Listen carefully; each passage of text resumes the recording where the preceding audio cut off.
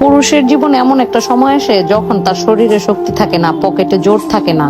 এতদিন যাদেরকে খাওয়াইছিল, যাদের কথায় নাচছে, তারা কেউ কিন্তু পাশে থাকে না। পাশে থাকে কেবল ওই অবলা নারী যার নাম স্ত্রী, যারে পুরুষরা দিনের পর দিন অন্যান্যদের কথায় অবহেলা করে, মানুষের কথায় তার উপরে মানসিক শারীরিক নির্যাতন করে। পুরুষের জন্ম দেয় একজন নারী, আবার সেই পুরুষের শেষ সময়টাও পাশে থাকে, সুন্দর একটা মৃত্যু পর দেয় কিন্তু একটা নারী। একজন পুরুষের শারীরিক শক্তি আর তার পকেটের জোর যতদিন থাকবে ততদিন সে তার স্ত্রীকে মানুষ মনে করে। যখন এইসবে ভাটা নেমে আসে তখন তার হুঁশ ফিরে, কে তার আপন আর কে তার পর।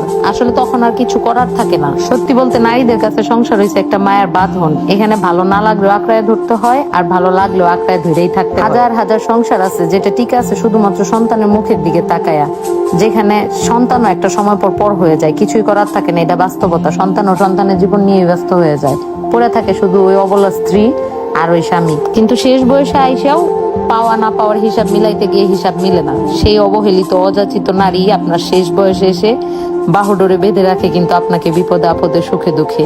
এই জন্য স্বামীদেরকে বলি, বউরে বুঝার চেষ্টা করেন। সবাইরে যেমন বুঝার চেষ্টা করেন, বউর উপরে চাপায় দেন যে বউই তো, এটার মারলেও থাকবে, কাটলেও থাকবে, না রাখলেও থাকবে, থাকলেও থাকবে। এই অভ্যাসগুলা বাদ দিয়ে বউদেরকে রাখার মতো রাখেন, দেখবেন এরা আপনাকে আরো বহুত গুণে দেওয়ার মতো দিবে।